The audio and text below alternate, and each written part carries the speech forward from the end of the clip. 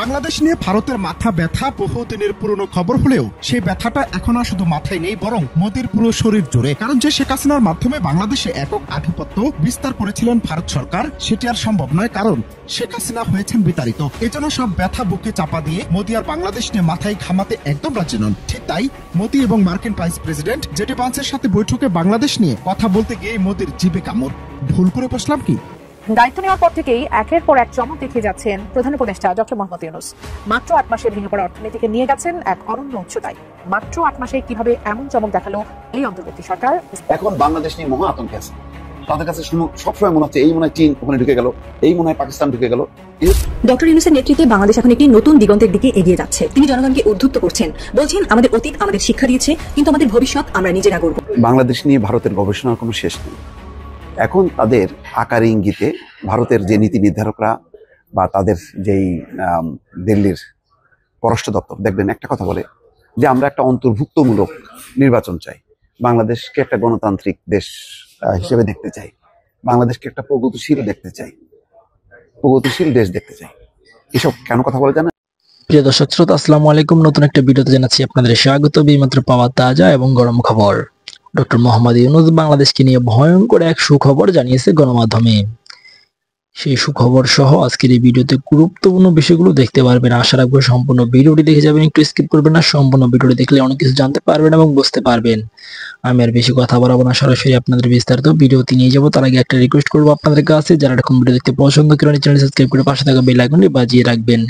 ইতিমধ্যে যারা সাবস্ক্রাইব করে দিয়েছেন তাদের জানাচ্ছি অসংখ্য ধন্যবাদ। চলুন প্রিয় দর্শক বন্ধুরা, এই ভিডিওতে লাইক করে দিয়ে আমরা বিস্তারিত ভিডিওগুলো মোবাইলের স্ক্রিন থেকে ধারাবাহিকভাবে একের পর এক দেখে আসি। বাংলাদেশ নিয়ে ভারতের মাথা ব্যথা বহুদিনের পুরনো খবর হলেও সেই ব্যথাটা এখন আর শুধু মাথায় নেই, বরং মোদির পুরো শরীর জুড়ে। কারণ যে শেখ হাসিনার মাধ্যমে বাংলাদেশে একক আধিপত্য বিস্তার করেছিলেন ভারত সরকার, সেটি আর সম্ভব নয়, কারণ শেখ হাসিনা হয়েছেন বিতাড়িত। এজন্য সব ব্যথা বুকে চাপা দিয়ে মোদি আর বাংলাদেশ নিয়ে মাথায় ঘামাতে একদম রাজি নন। ঠিক তাই মোদি এবং মার্কিন ভাইস প্রেসিডেন্ট জেডি ভান্সের সাথে বৈঠকে বাংলাদেশ নিয়ে কথা বলতে গিয়ে মোদির জিভে কামড়। ভুল করে বসলাম কি? তবে বৈঠকের এক পর্যায়ে প্রতিবেশী দেশগুলোর সাথে বাণিজ্যিক ক্ষেত্রে সুসম্পর্ক একটি দেশের অর্থনৈতিক ক্ষেত্রে অনেক গুরুত্বপূর্ণ এমন মন্তব্যের পরপরই মোদি যেন কথা ঘুরিয়ে নিলেন। কারণ মোদি সব হারিয়ে ইতিমধ্যেই শেখ হাসিনার আবদার রাখতে গিয়ে বাতিল করেছেন ট্রান্সশিপমেন্ট সুবিধা, চিকিৎসা ও পর্যটন ভিসা। আর এগুলো একদমই আর প্রকাশে আনা ঠিক হবে না মোদির, এটা হয়তো নিশ্চিত করে বুঝে গেলেন। তবে এছাড়াও তাদের বৈঠকের মূলে ছিল বাণিজ্য প্রযুক্তিগত আলোচনার সাথে ভারতের ট্রাম্পের সফর নিয়েও আলোচনা হয়েছে। বিশ্বজুড়ে মার্কিন প্রেসিডেন্ট ডোনাল্ড ট্রাম্পের শুল্ক যুদ্ধ নিয়ে উত্তেজনার আবহে 4 দিনের ভারত সফর করেছেন যুক্তরাষ্ট্রের ভাইস প্রেসিডেন্ট জেডি ভান্স। সঙ্গে সফর করেছেন তার ভারতীয় বংশোদ্ভূত স্ত্রী উষা ও 2 পুত্র কন্যা। সোমবার দিল্লির পালাম টেকনিক্যাল বিমানবন্দরে তাদেরকে স্বাগত জানান কেন্দ্রীয় মন্ত্রী অশ্বিনী বৈষ্ণব। বৈঠকে ভারত মার্কিন দ্বিপাক্ষিক বাণিজ্য চুক্তি নিয়ে ফলপ্রসূ আলোচনা হয়েছে। ভারত এবং যুক্তরাষ্ট্রের মধ্যে এই আগাম বাণিজ্য চুক্তির আলোচনায় উল্লেখযোগ্য অগ্রগতিতে মোদি এবং ভ্যান্স দুজনেই স্বাগত জানিয়েছেন। বাণিজ্য এবং শুল্কই ছিল দুজনের আলোচ্য সূচির শীর্ষে। তবে তার এই সফর কূটনৈতিকভাবে অত্যন্ত গুরুত্বপূর্ণ, বিশেষ করে ট্রাম্পের নতুন শুল্ক নীতির আবহে। বিশ্বের বিভিন্ন দেশের পাশাপাশি ভারতের উপর চাপানো অতিরিক্ত শুল্কের বোঝা আপাতত 90 দিনের জন্য স্থগিত রেখেছে ট্রাম্প। প্রতিটি দেশের সঙ্গে আলাদাভাবে দ্বিপক্ষীয় বাণিজ্য চুক্তির পথ খুলতে তিনি এমন সিদ্ধান্ত নিয়েছেন। ভারতের সঙ্গে এমন একটি বাণিজ্য চুক্তি হলে উভয় দেশ উপকৃত হতে পারে। হোয়াইট হাউস জানিয়েছে ট্রাম্প প্রশাসন ভারতের সঙ্গে সুসম্পর্ক স্থাপনের বিষয়ে অগ্রাধিকার দিচ্ছে। যদিও ভারতের সঙ্গে দ্বিপক্ষীয় বাণিজ্য চুক্তি হলে তা বিশ্বের বৃহত্তম পণ্য প্রস্তুতকারক চীনের সঙ্গে তাদের বাণিজ্য যুদ্ধের ধাক্কা কিছুটা হলেও কমাতে সাহায্য করবে যুক্তরাষ্ট্রকে। ভারতের পক্ষ থেকে বলা হচ্ছে জুলাই মাসের শেষের মধ্যে বাণিজ্য চুক্তি সম্পূর্ণ করার ব্যাপারে তারা আশাবাদী। দ্বিপক্ষীয় বাণিজ্য জোরদার করা ছাড়াও অন্যান্য বিষয়ের মধ্যে জ্বালানি, কৌশলগত প্রযুক্তি এবং প্রতিরক্ষা সহযোগিতা বাড়ানোর নিয়েও আলোচনা করেছেন। দুজনের বৈঠকের পর মোদির কার্যালয় থেকে এক বিবৃতিতে কথা জানানো হয়। দুজনের মধ্যে আঞ্চলিক এবং বৈশ্বিক বিষয় নিয়েও কথা হয়েছে। দায়িত্ব নেওয়ার পর থেকেই একের পর এক চমক দেখিয়ে যাচ্ছেন প্রধান উপদেষ্টা ডক্টর মোহাম্মদ ইউনূস। মাত্র 8 মাসে ভেঙে পড়া অর্থনীতিকে নিয়ে গেছেন এক অনন্য উচ্চতায়। বিদ্যুৎ ও জ্বালানি খাতে পরিশোধ করা হয়েছে $2 মিলিয়ন বেশি ঋণ। বেড়েছে বৈদেশিক মুদ্রার রিজার্ভ, ফিরছে আস্থা। দেশের অর্থনীতিতে যেন লেগেছে এক জাদুকরী ছোঁয়া। কিন্তু মাত্র 8 মাসে কিভাবে এমন চমক দেখালো এই অন্তর্বর্তী সরকার? বিস্তারিত আরিফ হাসানের প্রতিবেদনে। দেশের রাজনৈতিক প্রেক্ষাপট পরিবর্তনের মধ্য দিয়ে অন্তর্বর্তী সরকারের প্রধান উপদেষ্টা হিসেবে দায়িত্ব গ্রহণ করেন প্রফেসর ডক্টর মোহাম্মদ ইউনূস। রাষ্ট্রের বিভিন্ন খাত সংস্কারের পাশাপাশি উদ্যোগ নেন দেশের অর্থনীতিকে মজবুত করার। প্রফেসর ইউনূসের সেই উদ্যোগের ফল এখন বাস্তবায়িত। সাবেক আওয়ামী সরকারের শাসনামলে দুর্নীতি, লুটপাট আর অর্থ পাচারের অনন্য নজির দেখেছে বাংলাদেশ। ধ্বংসপ্রাপ্ত অবস্থায় পৌঁছেছিল দেশের অর্থনীতি। তবে ডক্টর মোহাম্মদ ইউনূসের দায়িত্ব গ্রহণের পর পাল্টে গেছে সেই চিত্র, বদলে গেছে দেশের অর্থনীতি, ফুলে ফেপে উঠেছে দেশের বৈদেশিক মুদ্রার রিজার্ভ। আওয়ামী শাসনামলে গত বছরের জুলাইও IMF হিসাব পদ্ধতি BM6 অনুযায়ী দেশের বৈদেশিক মুদ্রার রিজার্ভ ছিল $20.54 বিলিয়ন, যা 8 মাসের ব্যবধানে বেড়ে হয়েছে $21.40 বিলিয়ন। গ্রোস রিজার্ভের পরিমাণ হিসেবে এই সংখ্যা বর্তমানে 27 বিলিয়নের কাছাকাছি। এছাড়াও অন্তর্বর্তী সরকার দেশ পরিচালনার দায়িত্ব নেওয়ার সময় বিদ্যুৎ ও জ্বালানি খাতে মোট বৈদেশিক দেনা ছিল প্রায় 39,000 কোটি টাকা। এখন তা নেমে 10,000 কোটি টাকা এসেছে। অর্থাৎ দায়িত্ব গ্রহণের পর বিদ্যুৎ জ্বালানি খাতে 29,000 কোটি টাকা ঋণ পরিশোধ করেছে সরকার। এই দেনা পরিশোধ না হলে রিজার্ভের পরিমাণ দাঁড়াতো $29 বিলিয়ন কাছাকাছি। দেশের অর্থনীতি আরো মজবুত করে তুলতে নানা পদক্ষেপ দৃশ্যমান অন্তর্বর্তী সরকারের। সম্প্রতি আয়োজিত বাংলাদেশ ইনভেস্টমেন্ট সামিটে 40 দেশের 6 শতাধিক বিনিয়োগকারী অংশ নিয়েছিলেন বাংলাদেশে। এতে বিনিয়োগের প্রতিশ্রুতি দিয়েছে বিশ্বের বড় বড় কোম্পানিগুলো। তাদের মধ্যে চীনের পোশাক উৎপাদনকারী প্রতিষ্ঠান হান্ডা ইন্ডাস্ট্রিজ লিমিটেডের বাংলাদেশে $150 মিলিয়ন বিনিয়োগের চুক্তি অন্যতম। এছাড়া প্রধান উপদেষ্টা ডক্টর মোহাম্মদ ইউনূসের চীন সফরের পর বাংলাদেশের অর্থনীতিতে নতুন মাত্রা যোগ হয়েছে। সফর শেষে চীন থেকে $210 কোটি বিনিয়োগ ও ঋণের প্রস্তাব এসেছে, যা দেশের অর্থনৈতিক গতিকে আরো ত্বরান্বিত করবে বলে মনে করছেন বিশ্লেষকরা। এছাড়া প্রযুক্তি ও সেবা খাতকে কেন্দ্র করে বাংলাদেশের প্রতি বিদেশি বিনিয়োগকারীদের আগ্রহ বেড়েছে। বর্তমানে এই খাতগুলোতে একাধিক বৈদেশিক বিনিয়োগ আলোচনা পর্যায়ে রয়েছে। 8 মাসের মধ্যে ডক্টর ইউনূসের নেতৃত্বে দেশের অর্থনীতিতে যে অগ্রগতি হয়েছে তা বাংলাদেশের ইতিহাসে এক অনন্য মাইলফলক। এই সময়ের মধ্যেই বাংলাদেশ পৌঁছে গেছে এক নতুন উচ্চতায়। বিশ্ব মানচিত্রে শক্ত অবস্থান তৈরি করছে নতুন উদ্যমে। বাংলাদেশ নিয়ে ভারতের গবেষণার কোনো শেষ নেই। এখন তাদের আকারে ইঙ্গিতে ভারতের যে নীতি নির্ধারকরা বা তাদের যেই দিল্লির পররাষ্ট্র দপ্তর, দেখবেন একটা কথা বলে যে আমরা একটা অন্তর্ভুক্তমূলক নির্বাচন চাই, বাংলাদেশকে একটা গণতান্ত্রিক দেশ হিসেবে দেখতে চাই, বাংলাদেশকে একটা প্রগতিশীল দেখতে চাই, প্রগতিশীল দেশ দেখতে চাই। এসব কেন কথা বলে জানেন? এবং এটা কিন্তু তারা যেই কথাগুলি বলে সেগুলো কিন্তু গোপনও রাখতে পারছে না। তারা ইঙ্গিত দেওয়ার চেষ্টা করছে যে বাংলাদেশে একটা নির্বাচন হলেই তারা সেই দেশের সাথে সম্পর্ক রাখবে। আচ্ছা, এটা কি মনে করেন যে বাংলাদেশে একটা নির্বাচন হোক? এটা তো অনেকেরই দাবি, বাংলাদেশের প্রধান রাজনৈতিক দল বিএনপির একটা দাবি। তো বিএনপি যে কারণে নির্বাচনটা চায় বা আরো অনেকে যারা চায়, এমনকি বদরুদ্দিন উমরও সাক্ষাৎকারে বলছে যে এই বছরের মধ্যেই নির্বাচন হওয়া উচিত। উনি তো একদম অরাজনৈতিক ব্যক্তি। তো তাদের চাওয়া আর ভারতের চাওয়া কি এক? এইটাকে যদি এক মনে করেন দর্শক, অত্যন্ত ভুল হবে। ভারতের কেন চাওয়া জানেন? ভারতের চাওয়া দুইটা কারণে। একটা চাওয়া হচ্ছে ডক্টর ইউনূস যাতে সরে যায়। ইউনূসকে তারা মনে করে এই অঞ্চলের একটা সবচেয়ে বড় প্রতিদ্বন্দ্বী। তাদের যে প্রতিনিধি নরেন্দ্র মোদী অত্যন্ত বিতর্কিত লোক। সে হচ্ছে হিন্দুদের উস্কানি দিয়ে ক্ষমতায় থাকার একটা মানুষ, একটা সাম্প্রদায়িক ব্যক্তি, এটা প্রতিষ্ঠিত। আরেকটা বিষয় হলো যে কোনোভাবেই নরেন্দ্র মোদী এবং বা ডক্টর মোহাম্মদ ইউনূস যখন একটা সেমিনারে যান, একটা সিম্পোজিয়ামে যান, একটা আন্তর্জাতিক বড় পরিসরে যান, তখন তিনি আর কুলাইতে পারেন না। যেমন বিমস্টেক সম্মেলনে দেখেন, বিমস্টেক সম্মেলনে ডক্টর মোহাম্মদ ইউনূসের পারফরমেন্স দেখেন। তিনি মানে তরুণদের উদ্দেশ্যে বক্তব্য রাখছেন। তিনি বিমস্টেকের যে সেন্ট্রাল যেই ওদের সম্মেলনের যে মূল অকেশন, সেখানে যে বক্তব্য রাখছেন, তার বক্তব্যের মধ্যে এমন কিছু শব্দ আসে, এমন কিছু কথা আসে, তারা সারা বিশ্বের যারা সরকার, রাষ্ট্রপ্রধান বা শীর্ষ পর্যায়ে যারা, তারা একটু অন্য চিন্তা করে। আরে উনি এইভাবে ভাবছেন, আমরা কেন ভাবছি না? তার মানে কিছু সূত্র কিন্তু তিনি ধরায় দেয়। আর নরেন্দ্র মোদী গদবাঁধা পুরনো একই ফরম্যাটে কথা বলেন। তার মধ্যে কোনো মানে কোনো বিদ্যা বুদ্ধি বা একটা দৃষ্টিভঙ্গির যে একটা নতুনত্ব, সেটা কিন্তু কেউ খুঁজে পায় না। ডক্টর ইউনূসের কাছে বিশ্ব পরিসরে নরেন্দ্র মোদী হেরে গেছে। টাইম ম্যাগাজিন যে 100 জন যে প্রভাবশালী নেতার কথা বলছে, সেখানে কিন্তু ডক্টর মোহাম্মদ ইউনূস আছে, নরেন্দ্র মোদী নেই। দেশ হিসাবে, বড় দেশ হিসাবে ভারতের প্রধানমন্ত্রী যেই হোক না কেন, তার একটা গুরুত্ব আছে। কিন্তু ব্যক্তিগত যে ক্যারিশমাটিক যে একটা লিডারশিপ, সেই লিডারশিপের কাছে ডক্টর ইউনূসের সেই লিডারশিপের কাছে নরেন্দ্র মোদী একেবারেই জিরো। ফলে ডক্টর মোহাম্মদ ইউনূস যতক্ষণ থাকবেন, এটা নরেন্দ্র মোদী বা ভারতের শাসকরা বিপদ দেখতেছে। বিশ্ব পরিসরে যখন নাকি এই অঞ্চলের কোনো নেতার কথা চিন্তা করবে, তারা কিন্তু ডক্টর মোহাম্মদ ইউনূসের কথা চিন্তা করবে, নোবেল জয়ী ডক্টর মোহাম্মদ ইউনূসের কথা চিন্তা করবে। তারা মনে করবে যে বাংলাদেশ একটা ছোট রাষ্ট্র হতে পারে, গরিব হইতে পারে ভারতের তুলনায়, কিন্তু এখানে এমন একজন নেতা আছে যে শুধু বাংলাদেশ না, সারা বিশ্বের অনেক বিষয়, অর্থনীতি, রাজনীতির অনেক নতুন জিনিস তিনি নিয়ে আসতে পারেন। অর্থাৎ বিশ্বকে বদলানোর যেই ক্ষমতা যেই সব মানুষগুলো আছে তার মধ্যে ডক্টর মোহাম্মদ ইউনূস একজন। কিন্তু নরেন্দ্র মোদীকে নিয়ে কিন্তু এমন কোনো ভাবনা নেই কারণ জানে যে ভারতের মাটিতে এখন যত রকম সাম্প্রদায়িক হানাহানি, সংখ্যালঘুদের যে অত্যাচার নির্যাতন সবকিছু হচ্ছে নরেন্দ্র মোদী। গেল একটা। আর একটা হলো আসে নির্বাচন। নির্বাচন কেন চাই? নির্বাচন চাই এবং অন্তর্ভুক্তিমূলক। দেখেন এই শব্দটা কিন্তু হাসিনা যতক্ষণ ছিল 15 বছর একবার উচ্চারণ করেনি, তো এখন কেন করছে? তারা চায় বা তাদের দাবি হলো এই যে বাংলাদেশটা নির্বাচন হোক, সেখানে যাতে তাদের দল আওয়ামী লীগ যাতে ঢুকে পড়তে পারে। ঢুকলেই আস্তে আস্তে ওই মানে সরকারের রেগুলার সরকার যা হয় মানে 2-3 বছর একটু পপুলার থাকে, তারপরে তারা পড়তে থাকে। তো বাংলাদেশে দুটি প্রধান রাজনৈতিক দল বিএনপি আর আওয়ামী লীগ। তো এখন বিএনপি যদি ক্ষমতায়ও থাকে, তো আওয়ামী লীগ যদি রাজনীতি করতে পারে, আস্তে আস্তে আওয়ামী লীগ আস্তে আস্তে আস্তে করে ওই রেগুলার গভর্নমেন্ট ধীরে ধীরে তাদের জনপ্রিয়তা কমতে থাকবে, আর সেকেন্ড যে দল সে উপরে উঠতে থাকবে। তো সেকেন্ড দলকে আওয়ামী লীগ। তার মানে ভারতের একটা সম্ভাবনা আছে সুদূর প্রসারী। যদি বাংলাদেশে একটা নির্বাচন হয়, নির্বাচন যত পেছাবে তাদের সম্ভাবনা তত কমবে। এই দুটি কারণে তারা বাংলাদেশে একটা নির্বাচন হোক, এর জন্য তাদের মাথা খারাপ। কোনোভাবেই তারা বাংলাদেশে একটা গণতান্ত্রিক শাসন হোক, রেগুলার শাসন হোক, যেটা বিএনপি বা অন্যান্য চিন্তাবিদরা বদরুদ্দিন ওমরের মতন লোকরা বা সিপিবি বাসদ যেভাবে চিন্তা করে যে একটা রেগুলার সাংবিধানিক সরকার না হলে হঠাৎ করে অন্য একটা অসাংবিধানিক শাসন মানে অশুভ শক্তি চলে আসতে পারে, সংকট তৈরি হতে পারে। বড় ধরনের একটা বিশৃঙ্খলা হলে রেগুলার গভর্নমেন্ট না থাকলে, অর্থাৎ রাজনৈতিক একটা সরকার না থাকলে সেটা সামাল দিতে পারে না। তো এইসব চিন্তা থেকে তারা দাবি করছে। তো মানে অন্যদের হলো যে দেশে যাতে একটা রেগুলার একটা সাংবিধানিক গণতান্ত্রিক সরকার আসে।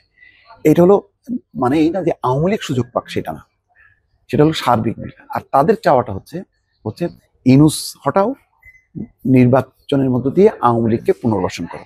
এই হচ্ছে দুইটা তাদের মিশন।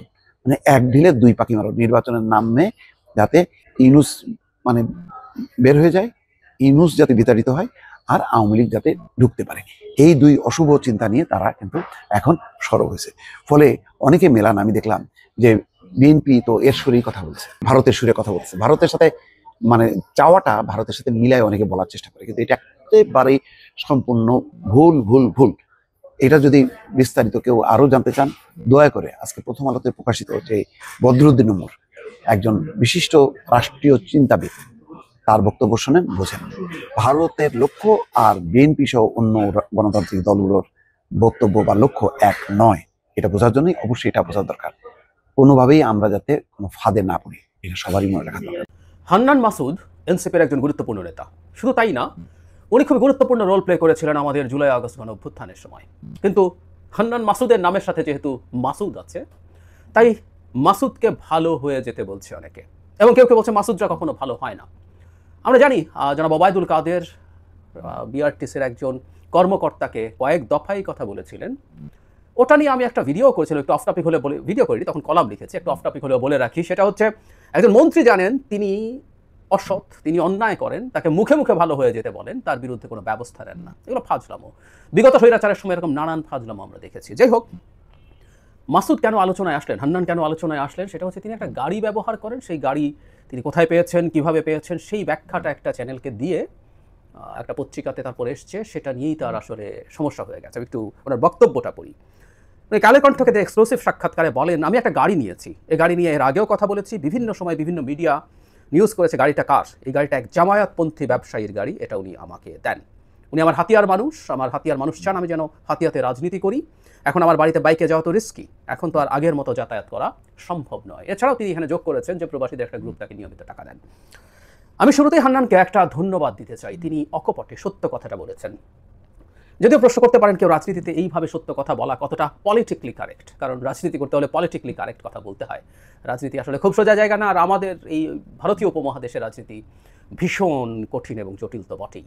তো তিনি এই কাজটা করেছেন, তিনি তার এটার কোত্থেকে পেয়েছেন জানিয়েছেন। আমরা বিভিন্ন নেতার গাড়ি নিয়ে আলাপ শুনেছি, আমরা যেন হাসনাত আবদুল্লাহ একটা এসইউভি চালান বলে নিউজ হতে দেখেছি। এরকম অনেকেরই খুব দ্রুত পরিবর্তন হয়েছে, তাদেরকেও কেউ না কেউ হয়তো দিচ্ছেন। এখন জনাব হান্নান মাসুদ যে কথাটা বলছেন খুবই ইন্টারেস্টিং, সেটা হচ্ছে জামায়াতপন্থী ব্যবসায়ী, মানে জামায়াতপন্থী কথাটা উনি যুক্ত ওখানে করে দিয়েছেন। তাহলে আমরা এই প্রশ্ন করব যে জামায়াতের দীর্ঘদিন থেকে এনসিপির উপরে প্রভাব বিস্তারের চেষ্টা, সেটার অংশ কিনা। এটা হলো জামায়াতপন্থী হওয়ার ক্ষেত্রে এই প্রশ্ন। অথবা তিনি জাস্ট চাইছেন তিনি নির্বাচন করুন এবং তিনি নির্বাচন করে নির্বাচিত হন, জামায়াতপন্থী একজন মানুষ চাইলেও চাইতে পারে।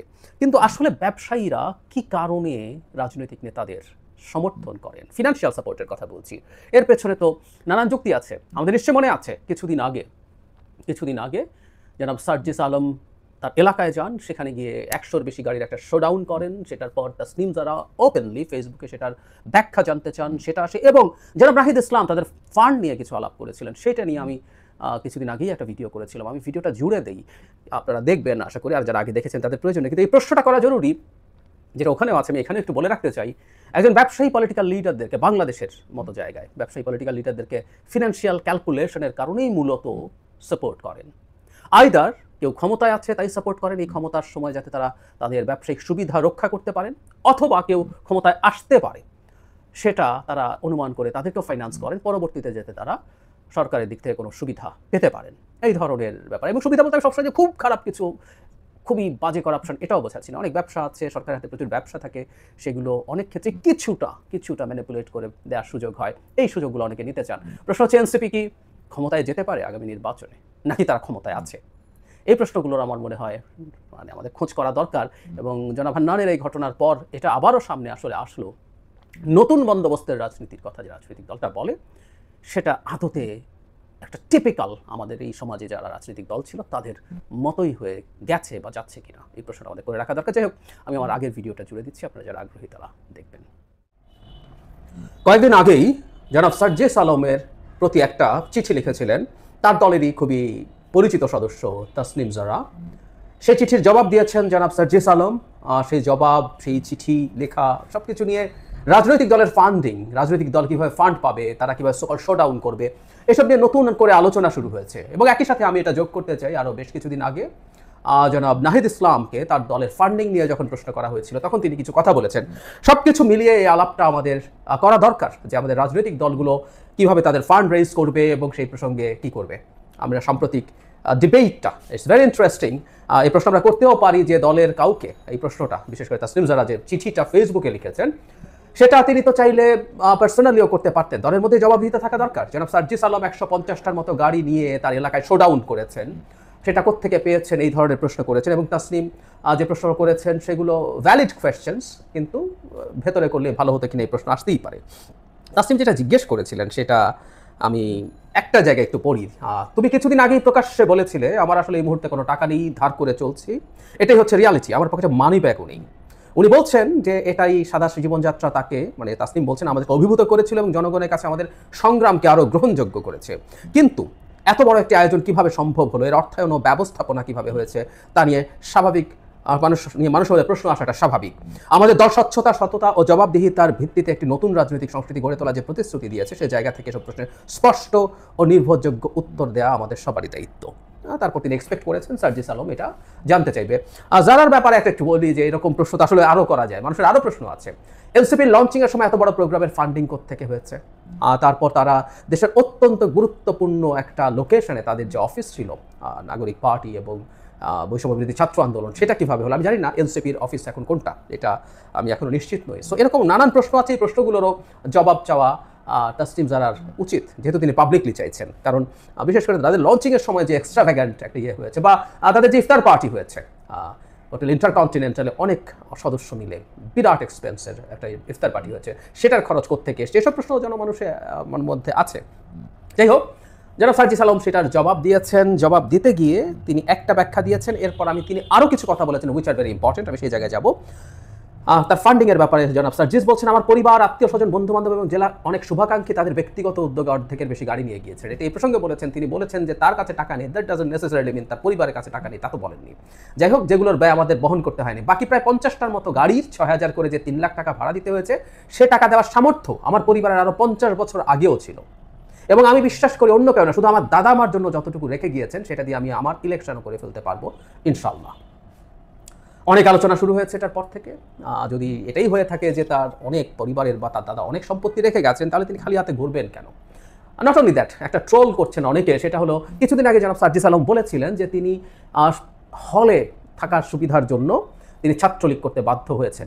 ইনফ্যাক্ট উনি এটা বলেছেন এবং কিছুটা একটু এক্সট্রা হ্যাডাম হয়, হ্যাডাম শব্দটা উনি বলেননি, আমি বলছি, সেটার কারণেই অনেকে এই ধরে অ্যাডভেঞ্চারিজমের জন্য ছাত্রলীগে যায়। তখন আমি এটা নিয়ে আলাদা করে ভিডিও করেছিলাম। যাই হোক, খুব জরুরি প্রয়োজন না তো তাহলে যার অনেক পারিবারিক অর্থবিত্ত আছে তাকে এই নোংরা ছাত্রলীগ, নোংরা পচে যাওয়া ছাত্রলীগ, মানে সার্জিসরা যখন পড়েছেন ঢাকা ইউনিভার্সিটিতে তখন ছাত্রলীগ কেমন সংগঠন এটা নিয়ে ন্যূনতম প্রশ্ন কারো মনে ছিল না। এটা 8, 9, 10 সালের কথা না। বিশেষ করে 2011-র পর থেকে ছাত্রলীগ একটা আপাদমস্তক সন্ত্রাসী সংগঠনে পরিণত হয়েছে। তো সেই সংগঠনের দয়া নিয়ে তাকে সমর্থন করে তার সাথে থেকে হলে থাকার জন্য সেটা থাকার চাইতে বরং পারিবারিক সম্পত্তি থেকে সম্পদ থেকে কিছু টাকা নিয়ে হলের বাইরে থাকা অনেক বেশি সমীচীন ছিল, এই আলাপটাও ভুল না।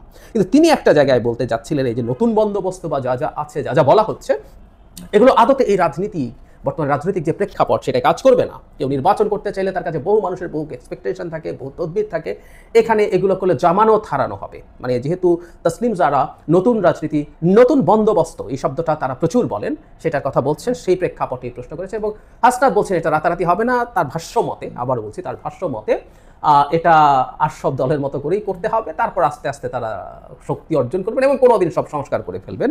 That is the tone of the full status. আমি পুরোটা পড়ছি না। এই প্রসঙ্গে আমি একটু পেছনে ফিরে যাব এবং এই প্রশ্ন আমরা করব নাগরিক পার্টি বা এনসিপিকে বা তাদের অন্যান্য সদস্যদেরকে। জনগণ করলে কোনো সমস্যা ছিল না, বিভিন্ন প্রতিষ্ঠান, কর্পোরেট প্রতিষ্ঠান কেন ফাইন্যান্স করে?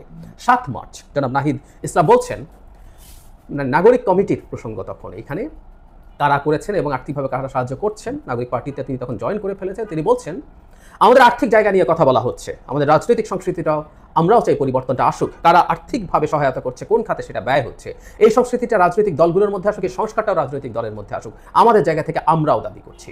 এনসিপির আহ্বায়ক বলেন এককভাবে কোনো সংস্কৃতি কিন্তু আমাদের পক্ষে করা সম্ভব না। আমরা কারা আর্থিকভাবে সহযোগিতা করেছে, আমরা যদি তাদের নাম প্রকাশ করি তারা কোনোভাবে ক্ষতির শিকার হবে না, সেই নিশ্চয়তা সরকারের পক্ষ থেকে দিতে হবে। সেই সংস্কৃতি তো বাংলাদেশে এখনো করা যায়নি, কিন্তু আমরা চাই সংস্কৃতিটা হোক, সকল রাজনৈতিক দলে সেই সংস্কৃতি গ্রহণ করুক।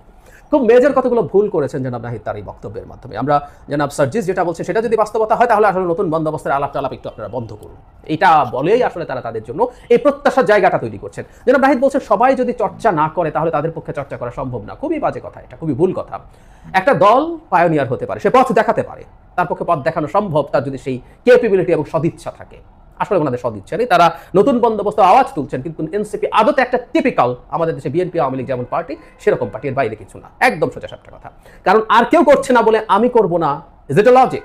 সো আর সবাই নানান রকম অনিয়ম দুর্নীতির সাথে যদি জড়িয়ে যায় আমিও করবো। জনাব হাসনাতের বক্তব্যের মধ্যেও, জনাব সার্জিসের বক্তব্যের মধ্যেও একই ধরনের কথাই তো আছে, অন্যরা করছে না, সো আমি যদি না করি তাহলে আমি পিছিয়ে পড়বো। So where is the difference? কোনো ডিফারেন্সের কোনো জায়গা নেই, কোনো জায়গা নেই। একটা পার্টি আসছে, সে তা করে দেখাতে পারতো, ইয়াস আমি এখান থেকে ফান্ড পেয়েছি, আমি এটা করেছি, এভাবে করেছি, এভাবে খরচ করেছি। অন্যদের উপরে যদি ছেড়ে সংস্কৃতি পরিবর্তনের অপেক্ষাই করতে হয়, খুলে আমি করব, তাহলে এনসিপি কিভাবে এই সংস্কৃতি পরিবর্তনের আলাপ সামনে আনে, কিভাবে নতুন বন্দোবস্তের কথা বলে? সব রেটরিক। আসলে দিনের শেষে এটা প্রকাশিত, আসলে তাদের বলে ফেলা উচিত তারা আমাদের টিপিক্যাল রাজনৈতিক দলগুলোর মতো একটা রাজনৈতিক দল, দেন ইটস ফাইন। তখন আর তাদের এই ঝুঁকিটা আর থাকবে না। এই নতুন বন্দোবস্ত জনিত যে প্রশ্ন করছেন তাসলিম যারা প্রশ্নটা কেন করেছেন, কারণ তিনি জানেন, তিনি দেখেছেন যে এটাই তারা সেল করার চেষ্টা করছেন। যদি সেটা করে থাকেন তাহলে তো আসলে এই আচরণ তার সাথে ম্যাচ করে না, ইজন্ট ইট? এখন আরেকটা প্রশ্ন আছে, এনসিপিকে কারা ফান্ডিং করছে? জনাব নাহিদের একটা প্রশ্ন, একটা জবাবে উনি বলছেন সরকার তাদের কোনো ক্ষতি করবে না, তার নিশ্চয়তা কি? Very interesting.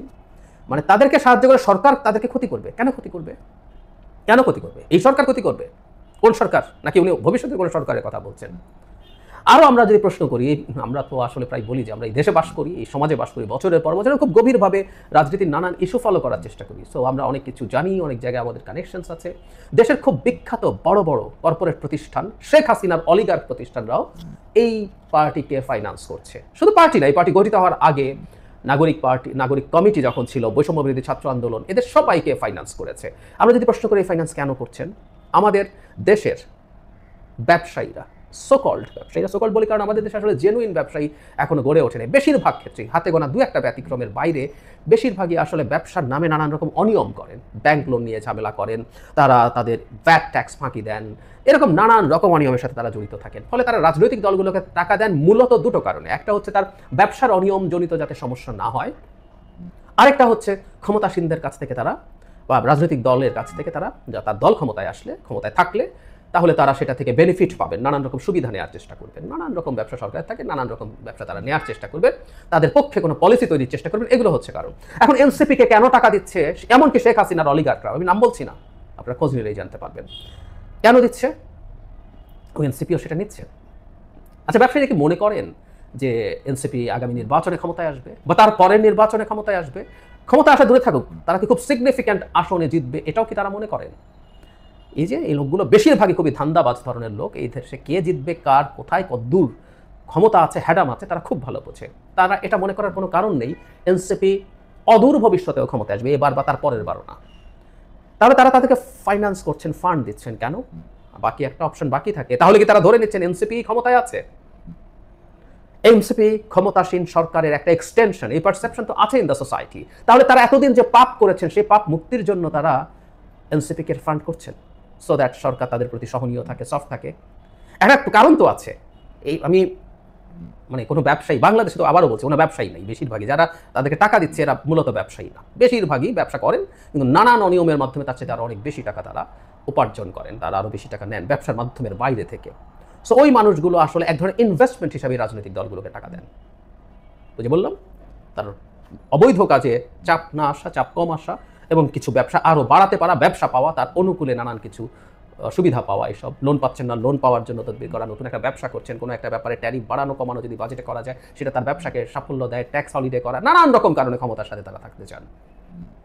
তো সেটা যদি হয়ে থাকে, এই দুই কারণের কোনটার কারণে এনসিপি, আমি যেটা প্রশ্নটা করলাম, খুবই অ্যালার্মিং ব্যাপার এগুলো আমাদের আসলে খোলামেলা কথা বলার সুযোগ এসছে, সময় আসছে। বিশেষ করে যে দলটা নতুন রাজনৈতিক বন্দোবস্তের কথা বলে, যে দলটা বিদ্যমান অন্য দলগুলো কোথায় কোথায় কি অনিয়ম সমস্যা করছে সেটার বিরুদ্ধে কথা বলে, তাকে এই জায়গাগুলো খুব স্পষ্টভাবে জনগণের সামনে নিয়ে আসতে হবে, খুব ভালোভাবে নিয়ে আসতে হবে। আর আপনারা কি মনে করেন, কেন, আমি আপনাদের একটু অপিনিয়নও চাই, কেন অনেক বড় বড় ব্যবসা প্রতিষ্ঠান টাকা দিচ্ছে, তো ফর শিওর, যারা নাহিদও বলছেন, তিনি নাম বলতে চান না, এত বড় ইফতার পার্টি বা এত বড় লঞ্চিং প্রোগ্রাম টাকা নেওয়া হয়েছে, কেন টাকা দিচ্ছে সেই ব্যাপারটা আপনারা একটু লিখবেন। কেউ কেউ বলবেন বিএনপিও তো বিরাট বিরাট জায়গায় সব বিরাট বিরাট পার্টি করে বেড়াচ্ছে, একমত। আমি যে শুরুতে একটা কথা বলেছি, এনসিপিকে প্রশ্ন করি কারণ এনসিপি বিএনপি আওয়ামী লীগ হবে না বলে জনগণকে বলছে। এনসিপি যদি বলে তারা ওইরকমই একটা পার্টি, আমি আর কোনোদিন এই প্রশ্ন আসলে করবো না, কোনো প্রশ্ন করবো না। যেহেতু তারা বলছেন, যেহেতু তারা আমাদের সাথে এই ব্যাপারে এভাবেই কানেক্ট করছেন, আমি কেজরিওয়ালকে দিয়ে এই জিনিসটা নিয়ে বিস্তারিতভাবে কথা বলেছি, তাই সেই কারণেই তাদেরকে এই প্রশ্নটা করতে হবে। এবং তাসলিম জারাও এইরকম একটা প্রতিশ্রুতির কারণেই আসলে তার বাইরে থাকা, বাইরের ক্যারিয়ার ছেড়ে দেশে এসেছেন রাজনীতি করতে, অন্তত আমি যতদূর বাইরে থেকে বুঝি। প্রিয় দেশবাসী, শুরু থেকে শেষ পর্যন্ত যারা এই ভিডিওটি দেখেছেন সকলকে জানাই অসংখ্য অসংখ্য ধন্যবাদ। যারা এরকম নিউজ ভিডিও পেতে পছন্দ করেন তারা অবশ্যই এই চ্যানেলটি সাবস্ক্রাইব করে পাশে থাকা বেল আইকনটি বাজিয়ে দিবেন। যারা এখন এই ভিডিওটি শেয়ার করেননি, এই ভিডিওটি দ্রুত শেয়ার করে সকলকে দেখার সুযোগ করে দিন। আজকের মতন এই পর্যন্ত, দেখা হচ্ছে পরবর্তী কোনো ভিডিও নিয়ে ইনশাল্লাহ।